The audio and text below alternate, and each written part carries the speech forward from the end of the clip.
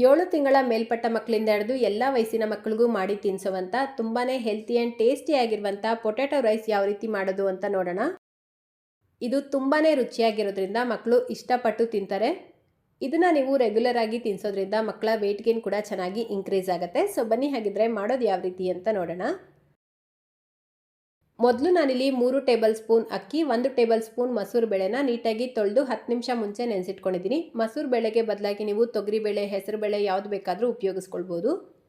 ಈಗ gas stove ಮೇಲೆ ಒಂದು ಕುಕ್ಕರ್ ಇಟ್ಕೊಂಡು ಅರ್ಧ ಟೀ ಸ್ಪೂನ್ ತುಪ್ಪ ಸೇರಿಸ್ಕೊಳ್ಳಿ. ತುಪ್ಪ ಬಿಸಿಯಾಗಿದ್ದ ತಕ್ಷಣ ಇದಕ್ಕೆ ಸ್ವಲ್ಪ ಈರುಳ್ಳಿ, 1 ಎಸಳು ಬೆಳ್ಳುಳ್ಳಿ ಸೇರಿಸ್ಬಿಟ್ಟು ಫ್ರೈ ಮಾಡಿಕೊಂಡು ಕಟ್ ಮಾಡಿ ಇಟ್ಕೊಂಡಿರುವಂಥ ಚಿಕ್ಕದು 1 ಆಲೂಗಡ್ಡೆನ ಸೇರಿಸ್ಬಿಟ್ಟು ಮಿಕ್ಸ್ ಮಾಡ್ಕೊಳ್ಬೇಕು. ತುಂಬ ಹೊತ್ತೇನು ಫ್ರೈ ಮಾಡೋದು ಬೇಡ, ಜಸ್ಟ್ 1 ನಿಮಿಷ ಇದನ್ನು ಚೆನ್ನಾಗಿ ಫ್ರೈ ಮಾಡಿಬಿಟ್ಟು ನೆನೆಸಿಟ್ಕೊಂಡಿರುವಂಥ ಅಕ್ಕಿ ಮತ್ತು ಬೇಳೆನ ಸೇರಿಸ್ಕೊಂಡು 1 ರಿಂದ 1.5 ಕಪ್ ನೀರು ಸೇರಿಸ್ಕೊಳ್ತಾ ಇದ್ದೀನಿ.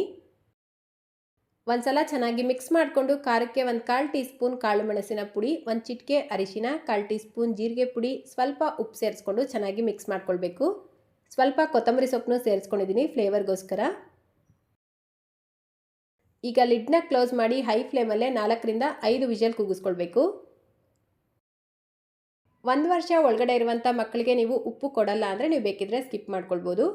ನೋಡಿ, ಕರೆಕ್ಟಾಗಿ 4-5 ವಿಷಲ್ ಕೂಗಿಸ್ಕೊಂಡು ಪ್ರೆಷರ್ ರಿಲೀಸ್ ಆಗಿದ ತಕ್ಷಣ ಲಿಡ್ ಓಪನ್ ಮಾಡ್ಕೊಳ್ತಾ ಇದ್ದೀನಿ. ನಾವು ಸೇರಿಸ್ಕೊಂಡಿರುವಂಥ ಅಕ್ಕಿ, ಬೇಳೆ, ಆಲೂಗಡ್ಡೆ ಎಲ್ಲ ಚೆನ್ನಾಗಿ ಬೆಂದಿರುತ್ತೆ.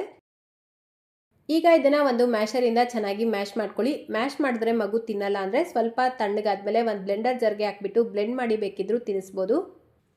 ಸೊ ನೋಡಿ, ಈ ರೀತಿ ಚೆನ್ನಾಗಿ ಮ್ಯಾಶ್ ಮಾಡಿಬಿಟ್ಟು ಲಾಸ್ಟಲ್ಲಿ ತಿನ್ನಿಸ್ಬೇಕಾದ್ರೆ ಒಂಚೂರು ತುಪ್ಪ ಮಿಕ್ಸ್ ಮಾಡಿ ಪಾಪುಗೆ ತಿನ್ನಿಸಿ. ಬೆಳಿಗ್ಗೆ, ಮಧ್ಯಾಹ್ನ, ರಾತ್ರಿ ಯಾವ ಟೈಮಲ್ಲಿ ಬೇಕಾದರೂ ಮಾಡಿ ತಿನ್ನಿಸ್ಬೋದು.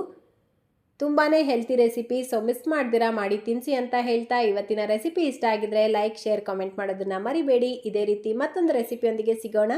Thank you.